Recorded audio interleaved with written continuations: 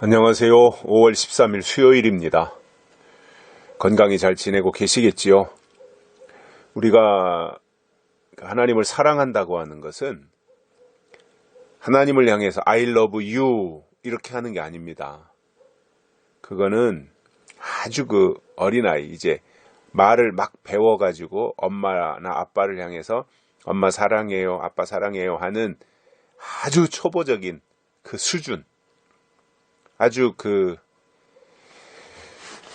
뭐라고 표현해요? 아주 좀 미숙한 그러한 상태의 표현인 거지요. 우리가 교회 생활을 그래도 오랫동안 한 사람들이라면 하나님을 사랑하는 것이 저 공중을 향해서 또는 하늘을 향해서 하나님 사랑해요. 아시죠? 하나님 사랑하는 거, 이게 하나님을 사랑하는 것이 아니라는 거예요. 예수님이 말씀하신 것을 보면 요한복음에서 나의 계명을 가지고 지키는 자라야 나를 사랑하는 자니 이렇게 말씀하셨거든요. 그래서 하나님을 사랑한다고 하는 것은 계명 사랑하는 겁니다. 그래서 이 시대에 하나님이 주신 계명을 사랑하는 것이 하나님을 사랑하는 거예요. 그래서 계명을 사랑하려니 계명이 뭔지 알아야죠. 그죠? 이 시대에 하나님 주신 계명이라는 건 지켜야 될 명령인데 그게 뭔지 알아야 하나님을 사랑한다고 말할 수 있지 않겠습니까? 그리고 그 명령이 뭔지 알아야, 계명이 뭔지 알아야 지킬 수 있는 거거든요. 그런데 그것에 대해서 예수님이 말씀하시기를 나의 계명을 가지고 지키는 자라야 나를 사랑하는 자다. 그러니까 말로 그냥 하나님 사랑해요, 이게 하나님을 사랑한다는 말이 아니라 하나님이 오늘 이 시대에 주신 계명을 지키는 자라야 나를 사랑하는 자다 이렇게 말씀하셨으니 계명이 있어야 되고 계명을 지키는 것이 하나님을 사랑하는 것이다, 그 말인 거예요. 아주 중요한 말입니다, 이 말. 그래서 오늘은 이 부분에 대해서 잠깐만 말씀을 드리려고 하는데, 오늘 본문은요, 요한일서 4장 17절입니다. 이로써 사랑이 우리에게 온전히 이루어진 것은 우리로 심판날에 담대함을 가지게 하려 함이니 주께서 그러하심과 같이 우리도 이 세상에서 그러하리라. 아멘.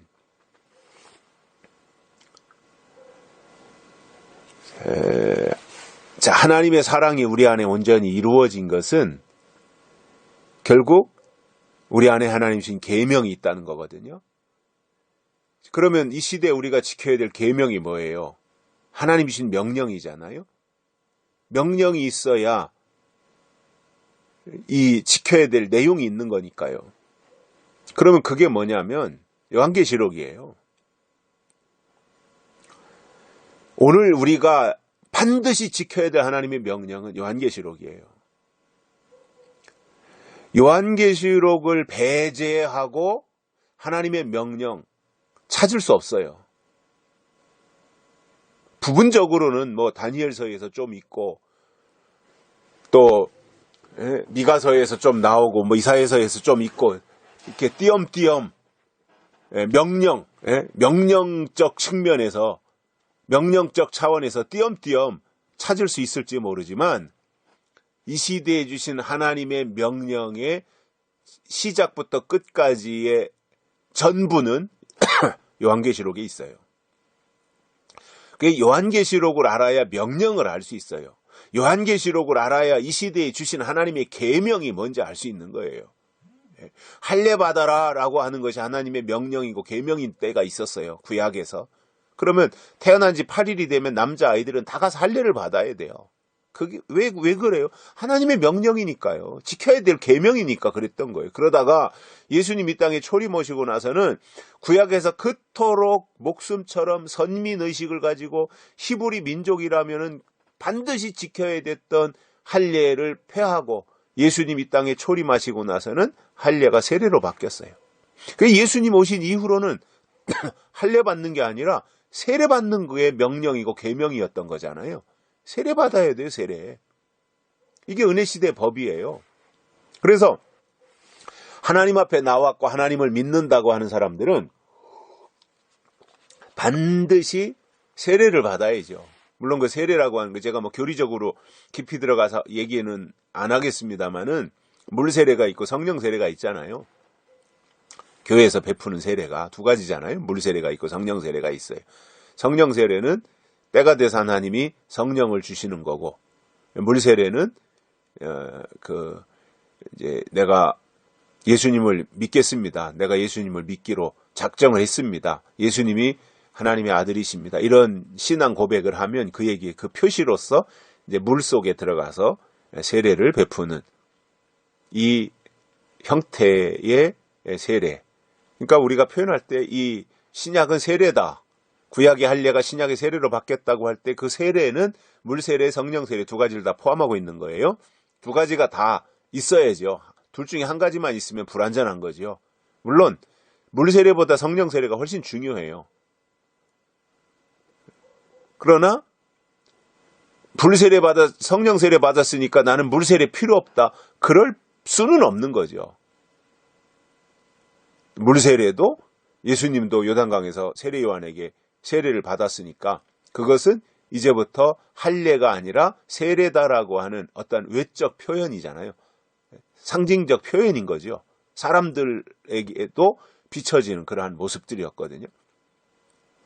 그래서 이제 신약에 와서 은혜 시대에는 세례예요. 세례 받아라, 이게 하나님의 명령이고, 예수 믿는 자들은 그것이 지켜야 될 계명으로 주어진 거예요. 계명의 핵심이 신약에서는 세례잖아요. 그러니까 할례가 끝났고 세례가 된 거예요. 그러다가 이제 쭉 은혜 시대, 교회 시대 동안에 세례라고 하는 제도 속에서 하나님 앞에 나가다가 예수님 다시 오실 때가 되면 하나님이 다시 명령을 주시는 거예요. 그게 뭐예요? 인 맞아라 이거예요. 인입니다. 인. 하나님의 인. 계시록 7장에 나오는 하나님의 인. 그래서 인 맞는 명령이 나오고부터는 인 맞는 말씀을 받는 게 하나님의 계명을 받는 거예요.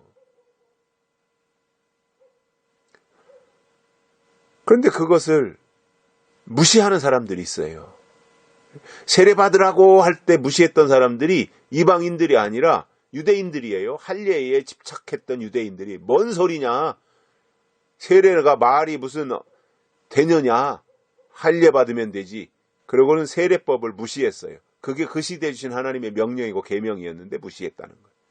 무시한 그들이 잘못된 사람들이지 세례 받은 사람들이 잘못된 사람들이 아니에요. 세례 받은 사람들을 통해서 하나님이 그때부터는 새롭게 역사하셨던 거죠. 이게 이제 마가다락방 이후의 사건들이잖아요. 마찬가지로 예수님이 다시 오실 때도 이제부터는 세례 받은 자들이 세례에만 만족하지 말고 이제부터는 인 맞아야 된다. 세례 받은 자들은 세례에만 취해 있지 말고 인 맞는 신앙으로 나가라. 하나님의 인을 받아야 된다. 하나님의 인치심이 있어야 된다. 이러한 말씀들을 주실 때, 명령으로 주실 때 그 말씀으로 나가야 되는 것이 그 속에 주신 하나님의 계명을 가진 자들이에요. 저는 지금 이 시점이 인맞으라고 하는 명령으로 바뀐 시점이라고 봅니다. 이미 한참 됐지만. 그래서 당연히 교회가 아직 예수님 이 땅에 재림을 안 하셨으니까 아직 신앙생활 하면서 세례를 받아야죠. 교회 생활을 통해서 세례를 받아야 되는 것은 맞지만 세례 받았으니까 나는 할 일 다 했다라는 은혜시대 사고에 머물러 있는 것이 아니라 세례 받은 자로서 당연히 이제 신앙생활을 시작했으니까 세례를 받아야 되는 것은 당연한 것이고, 그러나 거기에만 머물러 있을 것이 아니라 세례 받은 자로서 다음 단계, 다음 명령, 하나님의 인치심을 받아야 된다고 하는 그 말씀 속으로 인도함을 받아야 그 사람이 진짜 하나님을 사랑하는 자요, 하나님의 계명을 간직한 사람이라는 거예요. 그리고 그 명령, 그 계명 속으로 들어가야 하나님의 사랑이 온전히 이루어지는 사람이다 이겁니다. 그가 하나님의 사람이에요. 하나님의 사랑이 그에게 임한 거예요. 그게 계명을 가지고 지키는 게 하나님을 사랑하는 거라고 했으니까 그게 진짜 하나님을 사랑하라는 거죠. 그래서 이러한 사람은 이렇게 계명을 중심으로, 명령을 중심으로 하나님의 사랑이 말씀을 통해서 그에게 임재하면 그는 심판날에도 담대해집니다. 왜냐? 하나님의 사람인데요. 아니, 인치심이 있는데요. 하나님이 머리카락을 상하지 않도록 지키신다고 하는 약속이 있는데요. 오히려 심판날에 담대함을 얻는 거예요. 대환란? 담대해지는 거예요. 아무 문제가 안 되는 거예요. 왜냐? 대환란은 황충이와 마병되잖아요. 그러면 계시록 9장 4절에서 황충이에게 명령한 것이 뭐예요? 하나님이 푸른 것이나 각종 수목은 해하지 말고 이마에 하나님의 인 맞지 아니한 자들만 해하라. 이렇게 딱 하나님이 조건을 붙이신 거예요. 인 맞지 아니한 자들만 해하라 이거예요. 황충이가 나오면. 그러니까 무슨 말이에요? 인 맞은 자는 해하지 못하는 거예요. 황충이가. 아시겠습니까? 황충이는 절대로 하나님이 인치신 자, 즉 이 시대에 주신 하나님의 계명이 그 속에 생명으로 있는 사람들을 황충이가 해하지 못합니다. 하나님이 딱 안전장치를 해놓으신 거예요. 이마에 하나님의 인 맞지 아니한 자들만 해하라. 그래서 황충이가 나와서 역사할 때 황충이가 지배하는 자들이 누구예요? 인 맞지 아니한 자들만 지배하는 거예요. 그게 누구예요? 교회 안에 머물러 있으면서 우리가 하나님의 자손입니다. 우리가 아브라함의 후손입니다. 이러면서 묵은 법에 취해서 인 맞는 신앙으로 나아가지 못한 사람들만 황충이가 사로잡는다라는 겁니다. 그러니 뭐 담대한 거죠. 상관이 없는데요. 그들의 영향권 속으로 우리가 흡수될 이유가 없는데요. 그래서 심판날에 담대해질 수 있는 것이고 주께서 그러하신 것 같이 우리도 세상에서 그러하니라. 걱정할 것이 없다는 거예요. 그래서 저는요, 이 시대에 우리가 할 일이 뭐냐면, 꼭 해야 될 일이 뭐냐면 우리의 믿음을 강화시키는 거예요. 우리의 믿음을 계속해서 업그레이드 시키는 거예요. 그래서 말씀을 듣고 말씀을 묵상하면서 우리의 믿음을 강화시키는 거예요. 믿음의 고도를 높이는 거예요. 이게 성숙하는 거잖아요. 저는 신앙생활을 오래 하신 분들은 적어도 믿음이 유치해지지 말자 이렇게 생각해요. 고상해져야 되고 고차원이 돼야지. 아니 수십 년 신앙생활 했다고 하는데 말씀도 모르고 성경도 모르고 하나님의 뜻도 모르고 하나님의 명령도 모르고 하나님의 계명도 모른다면 유치한 신앙이잖아요. 하나님이 그런 사람을 쓰시겠습니까? 계명을 지키는 것이 하나님을 사랑하는 것이다. 그리고 이로써 하나님의 사랑이 온전히 그에게 이루어진다고 하는 이러한 말씀들을 기억하시고 오늘도 하나님의 사랑 안에서 담대함을 가지고 살아가시기를 간절히 소망합니다. 여기까지 하겠습니다. 감사합니다.